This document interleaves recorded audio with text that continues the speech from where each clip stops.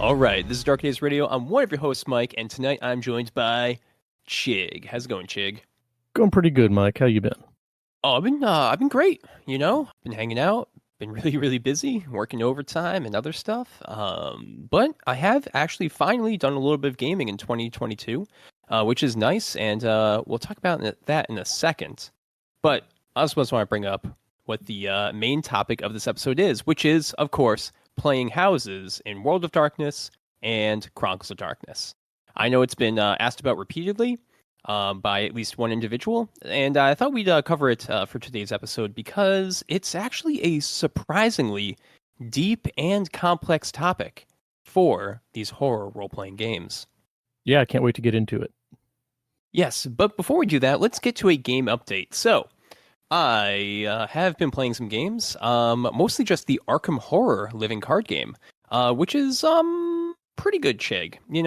It's a Fantasy Flight card game where you get to play as investigators in a Lovecraftian Call of Cthulhu kind of universe, a bit more action-oriented than the traditional Call of Cthulhu investigations. And you investigate these decks of cards, which can form either like a story trajectory or like a building, that sort of thing. And my main complaint actually is that the game is way less efficient than a role playing game. We were sitting there playing this, and it took us maybe like 90 minutes to 2 hours to get out of the ghoul house for the first scenario. And I was just like, yo, if this was a role-playing game, that would have been 30 minutes tops, even with Call of Cthulhu combat and that sort of thing. So it's inefficient. And, I feel like a lot of these adventure board games and such, which try to emulate the role-playing story experience, are always just pale in comparison and just very inefficient. I don't know. What do you think, Chig? Well, again, it's been a long time since I played that initial scenario, but and so correct me if I'm wrong, but doesn't it take longer because the enemies that you're facing, the ghouls in the house, don't they move from like the basement to the attic and back and forth? So a lot of the time taken up by NPC movement that you would just hand wave away in a traditional role-playing game. Sure, that is one part of it. They do move around, and that can affect things and make it more difficult for you. Actually, I do like the mechanic they have for kind of evading and trying to avoid the monsters. I think that's a really good option. Because sometimes you want a character who doesn't fight and just kind of avoids the situation, which I think is pretty cool. But anyway, that's our brief review of the Arkham LCG. And I do understand that it's got a lot of fans, and it does expand quite a bit with the stories and the adventures from that base set. And I will probably play some more and check those out. I'm really excited for the standalone scenario, The Blob That Ate Everything. Sounds fun. Let me know how that goes. Yeah, with that, let's talk about the news a little bit.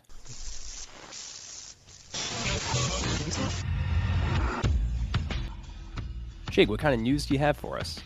Well, we here at Darker Days Radio would like to welcome a brand new podcast to your podcatchers. Changeling the Podcast from Josh Hillerup and Puka Gar released its first episode this past Monday, as we're recording this, March the 21st.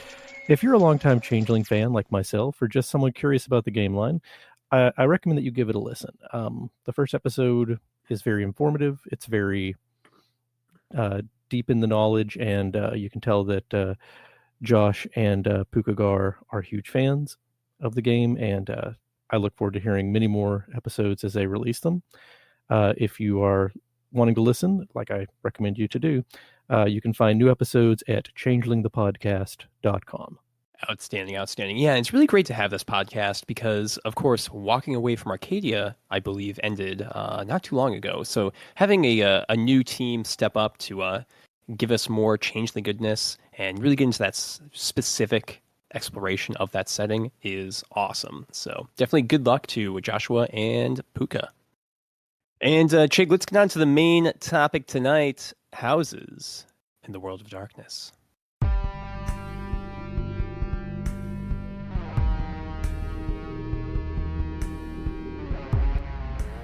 All right, Mike.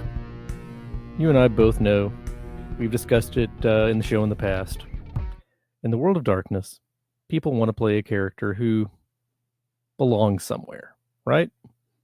character who can grow to accommodate the other characters into their personal narrative, a character who can one day, with time and experience and attention, rise to the top of their splat's power dynamic and lead the way into the night. In short, based on all that we've just covered, I think we can all agree people want to play houses. They want to play houses, they want to play shops, they want to play other buildings.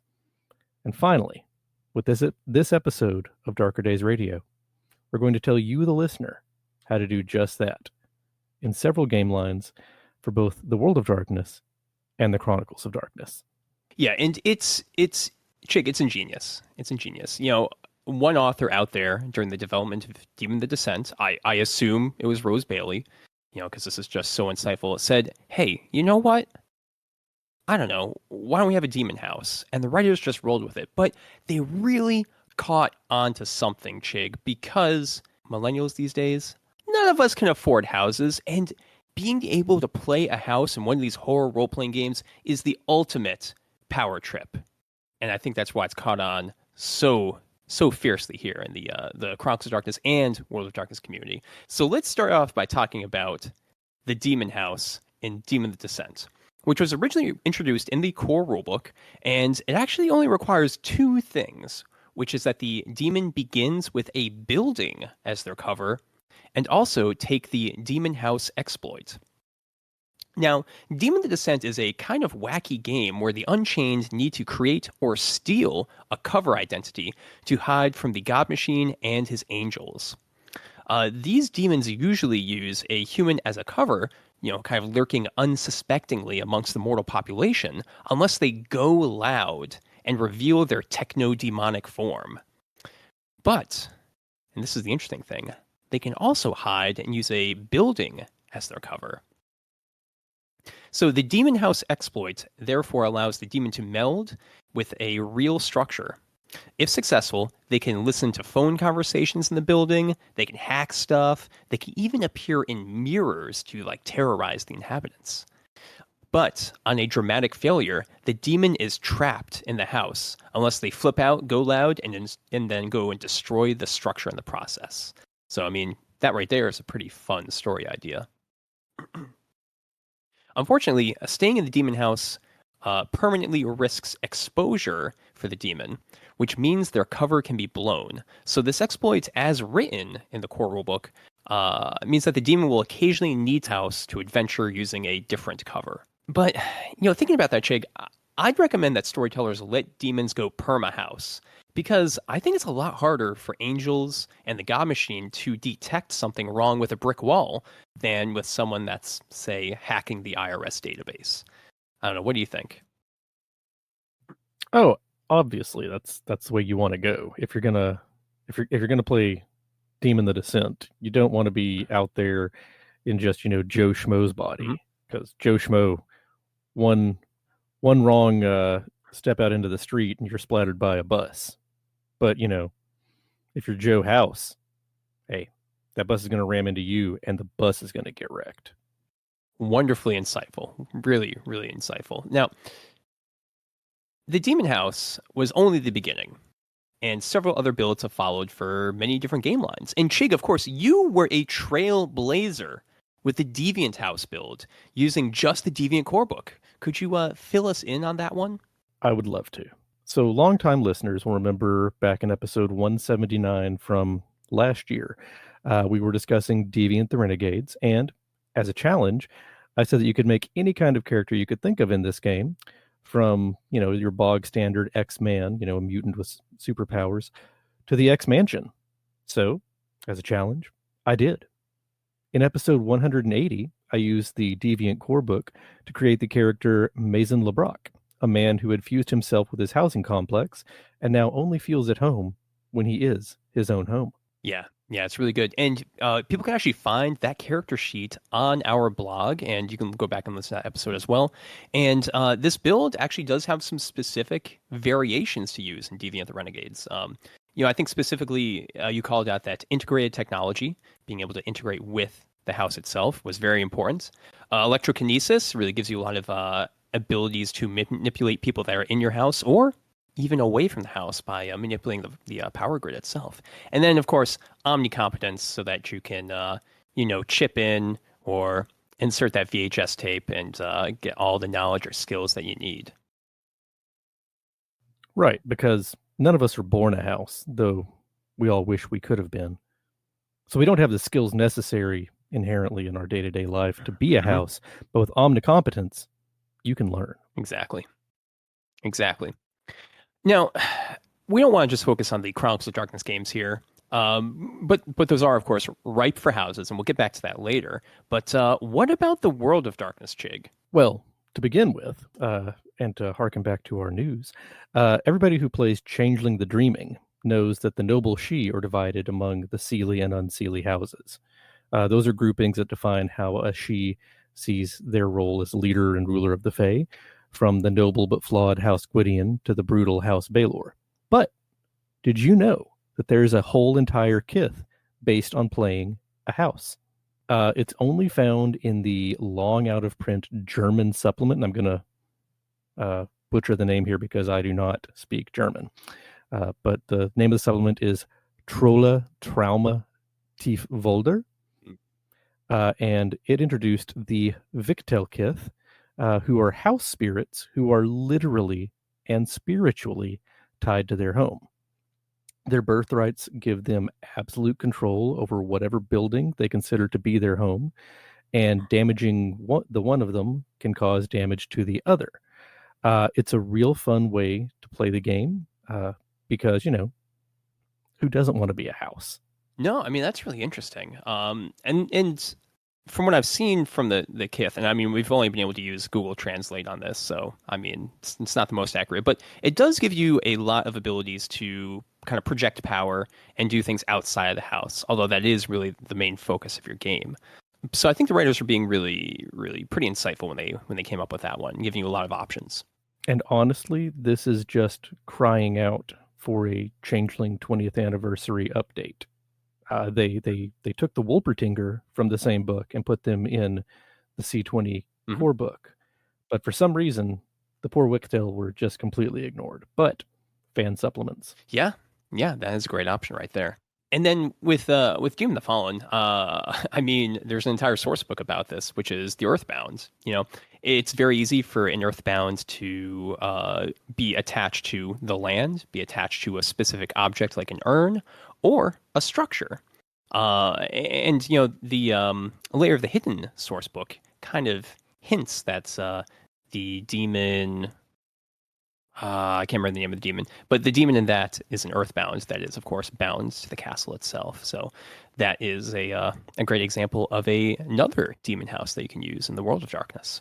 Sure, and there isn't really a tradition or convention in Mage the Ascension that focuses on playing as a house. They like to, broaden things up back there in the old World of Darkness. It's easy enough to work into any number of paradigms, from the bio buildings of the progenitors to the house party sect of the Cult of Ecstasy. There are several factions within Mage Ascension that use life, prime, and mind to basically grow themselves into buildings. Mm. It's a real fun way to play the game. Yeah, I mean, I'm not too familiar with this, but Chig, it would be hard to, as a house, fully project your Ascension ideal, right, in the Ascension war that's going on. You'd only have a very limited ability to influence people unless they went into your house. Well, that's why God invented the correspondence sphere, Mike. Then you can be in multiple places at once. Interesting, very interesting. I didn't think about that, but again, I'm not the mage guru around here, so that's really great. Yeah, you can teleport around, have it one of those. Be like a structure that mysteriously appears and draws people in, kind of an oasis, if you will, out in the desert. Right, a mobile home. Indeed.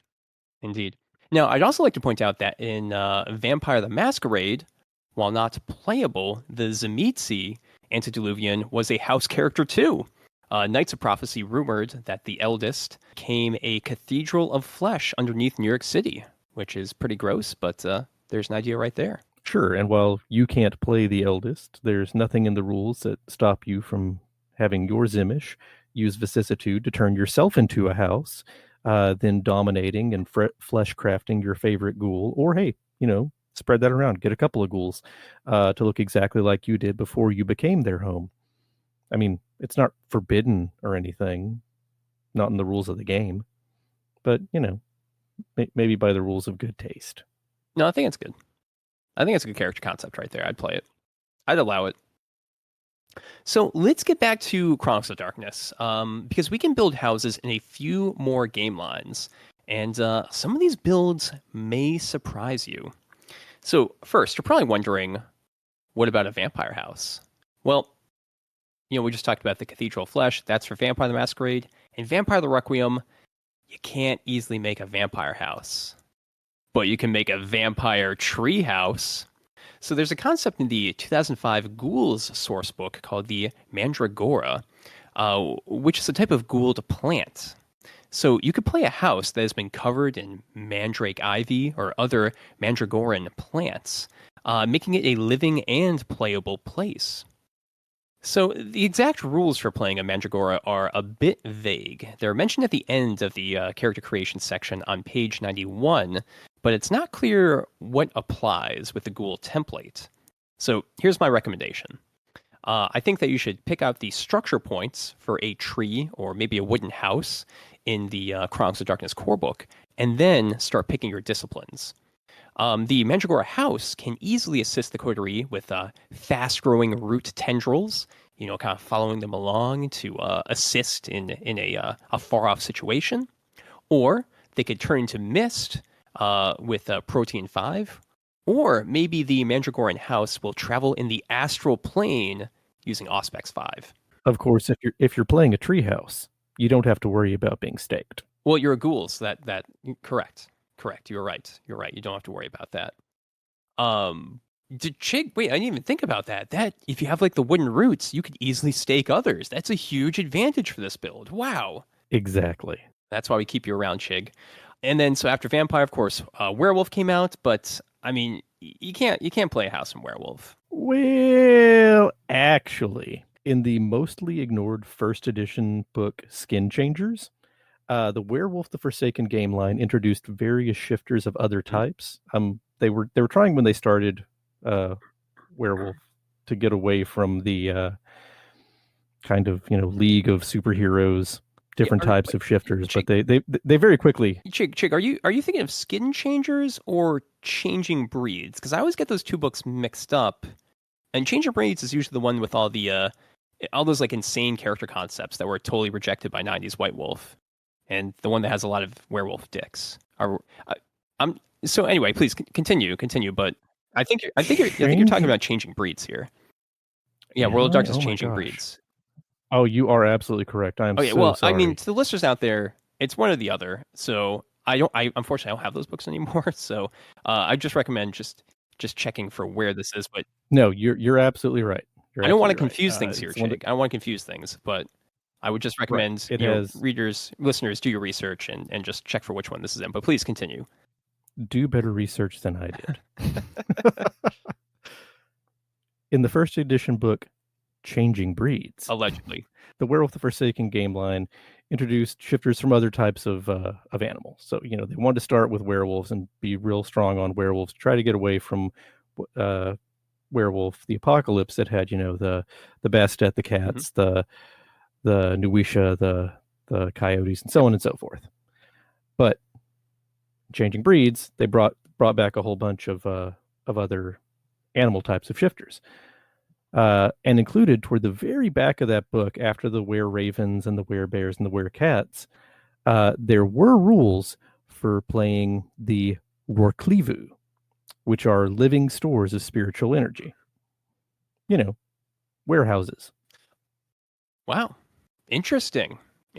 Yeah. I mean, you're not bound in the same way that a werewolf is traditionally by lore as being, a human most times, but then turning into this this storage warehouse, if you will, by the light of the full moon. But it's definitely an interesting concept with a lot of things you can do with it. Oh yeah, absolutely. They have their own stories out there to tell, or they can help out a traditional Uratha pack. Hmm. Yeah, I think that's really good. And then Chig, you also want to talk about Promethean the Created a little bit. Right. So there aren't any Promethean houses anymore. But like the Shabalbans Mm. and the Colossoi, the Maison are an extinct lineage who serve as forerunners to the unfleshed. Um, they were created when particularly skilled architects infused too much of the spark of life into their creations. Unfortunately, they died out because the disquiet that they created and their immobile nature meant that once they were built, nobody wanted to live in them or, indeed, the surrounding neighborhood. So they're still extant, but no longer living corpuses can be found at the center of numerous ghost towns throughout the American West. Yeah. Yeah, they're pretty cool. And I think this is a really clever idea from the writers of Promethean Second Edition because there's nothing that says that Pandorans can't be houses or structures. They don't need to be like little like weird spider things skittering around or some sort of a kind of perverse version of a Promethean. They really could just be this static structure sitting there waiting for the Azoth, for Promethean to step into it. Right. They're that creepy old house at the edge of town that nobody wants to visit, but nobody really knows why anymore. Yeah, You just it just kind of creeps you out when you walk by. indeed. Indeed. And sometimes the Promethean's drawn to it. Yeah, it's a great concept. It's a great concept, Chig, and it really highlights some of the awesome ideas that writers have had for houses in World of Darkness and Chronicles of Darkness.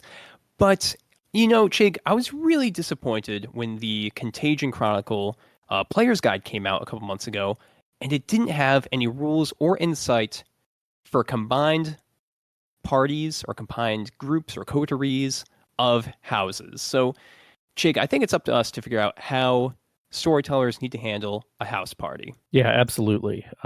We can come up with a couple of ideas right here off the top of our Indeed, heads. indeed. So here's my first idea, Chig. Of course, classic to suburban fiction. Stranger Things is really popular these days.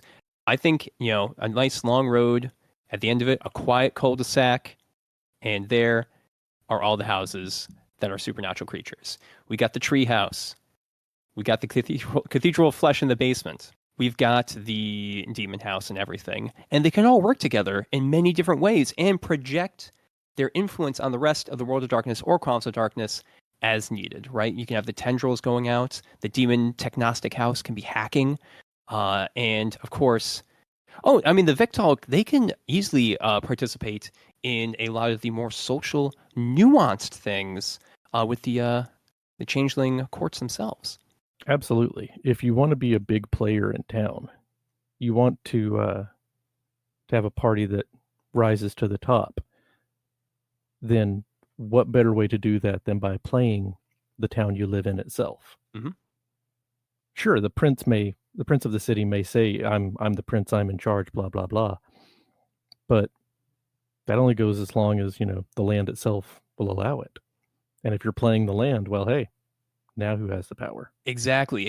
And I think, Shig, if you grab some of the ideas for territory rules and territory management from Werewolf the Forsaken, especially second edition, that will give you a lot of great ideas for how to run a house chronicle.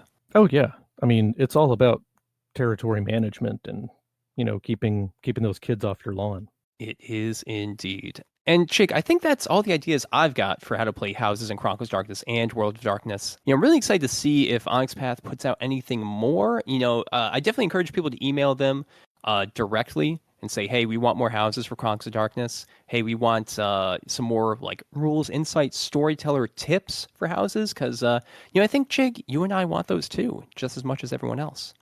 Every time a new Chronicle of Darkness or World of Darkness book comes out, the first thing I look for are rules for playing houses, rules for playing buildings, rules for playing houses. I'll even take, rules for playing mobile homes or travel trailers. And I'm getting more and more upset that I'm just not seeing them in there. And it's an untapped market. And as we said at the top of the show, people want to play houses. They do. They do. And with that, I think that's the end of our episode. We are, of course, Darker Days Radio, and you can check us out and all of our different social media at linktree/Darker Days Radio, or you can visit our website, which is darker-days.org. Chigg, I think that's it for the show. To all the listeners out there, take it easy and have a good night. Stay safe out there.